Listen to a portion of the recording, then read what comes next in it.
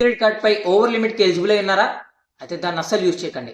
ఎందుకంటే జనరల్గా ఇప్పుడు బ్యాంకులు లేదా ఎన్బిఎఫ్సీలు అందరూ కూడా క్రెడిట్ కార్డ్ ప్రొవైడ్ చేసిన వాళ్ళందరికీ కూడా ఈ ఓవర్ లిమిట్ ఆప్షన్ ఇస్తున్నారు. సో ఇదేంటి అంటే ఇప్పుడు ఫర్ ఎగ్జాంపుల్ మన యొక్క క్రెడిట్ కార్డు లిమిట్ 1 lakh అనుకోండి. సో మనం ఈ 1 lakh మొత్తాన్ని యూజ్ చేసిన తర్వాత కూడా ఇంకా మనకి కొన్ని బిల్లులు పే చేయాల్సి ఉంటుంది. సో అప్పుడు ఈ ఓవర్ లిమిట్ ఆప్షన్ అయితే మనం యూజ్ చేసుకోవచ్చు. దీన్ని 10 to 30% వరకు అయితే ఇస్తారు. ఇప్పుడు ఫర్ ఎగ్జాంపుల్ ఒక 30% ఇస్తే మనం 1,30,000 మొత్తం యూజ్ చేయవచ్చు. కానీ ఈ ఓవర్ లిమిట్కి ఎంత ప్రాసెసింగ్ ఫీజు ఎంత ఛార్జెస్ పడుతున్నాయో చాలా మందికి అయితే తెలియదు. జనరల్గా ఈ ప్రాసెసింగ్ ఫీజు వచ్చేసి 2.5% నుంచి 5% వరకు పడతాయి. సో కాబట్టి యావరేజ్గా మనం 3% వేసుకున్న మంత్లీ 3% అంటే చాలా ఎక్కువ.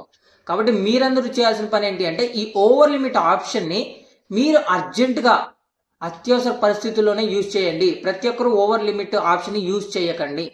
మనం ప్రాసెసింగ్ ఫీజ్ ఛార్జెస్ కట్టేటప్పుడు చాలా ఎక్కువ కట్టాల్సి వస్తుంది. కాబట్టి దయచేసి దీన్ని వాడకండి. ఈ ఛానల్ సబ్స్క్రైబ్ చేయడం మర్చిపోకండి.